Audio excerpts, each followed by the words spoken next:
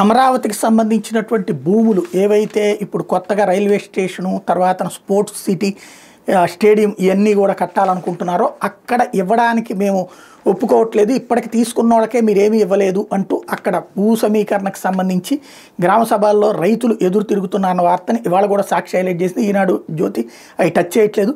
భూ సమీకరణకు భూములు ఇచ్చే ప్రసక్తే లేదని రాజధాని గ్రామాల్లో రైతులు ముక్తకంఠంతో చెప్పారు. గుంటూరు జిల్లా తుళ్లూరు మండలం హరిశ్చంద్రపురం వడ్డమాను పెదపరిమి గ్రామాల్లో మంగళ బుధవారంలో జరిపిన గ్రామ సభల్లో రైతులతో పాటు టీడీపీ నాయకులు సైతం భూముల సమీకరణకు అంగీకరించబోమని తేల్చి చెప్పారు. గతంలో భూములు ఇచ్చిన వాళ్ళ పరిస్థితి చూస్తే తమకు భయమేస్తుందని, పూలింగ్ కోసం తీసుకుని 10 ఏళ్లుగా రైతులకు అభివృద్ధి చేసిన ప్లాట్లు ఎందుకు ఇవ్వలేకపోయారు నిలదీశారు. హరిశ్చంద్రపురానికి చెందిన ఓ సీనియర్ టీడీపీ నాయకుడు ఈ విధానాన్ని తాను పూర్తిగా వ్యతిరేకిస్తానని కొండబద్దలు కొట్టారు. ఇంతకుముందు నమ్మి భూములు ఇచ్చిన రైతులకు 63,000 కోట్లతో అభివృద్ధి చేస్తామన్నారు. చేసి చూపించండి, అప్పుడు చూద్దాం. తలాతోక లేకుండా సమీకరణ పేరుతో భూములు తీసుకునే ప్రయత్నం చేస్తే మాత్రం సహించేది లేదని తేల్చి చెప్పారు. మరికొందరు రైతులు మాట్లాడుతూ రైల్వే లైన్ అంతర్గత రోడ్లకు అయితే కొంత సానుకూలంగా ఉంటాం కానీ పూలింగ్ ఎట్టి పరిస్థితుల్లో ఒప్పుకునేది లేదన్నారు. అసలు అమరావతి ఇక్కడే ఉంటుందన్న నమ్మకం ఏంటని, కేంద్ర రాజధానిపై స్పష్టమైన గెజిట్ నోటిఫికేషన్ ఎందుకు ఇవ్వడం లేదని ప్రశ్నించారు. ప్రభుత్వాలు మారితే తమ పరిస్థితి ఏంటని ప్రశ్నించారు.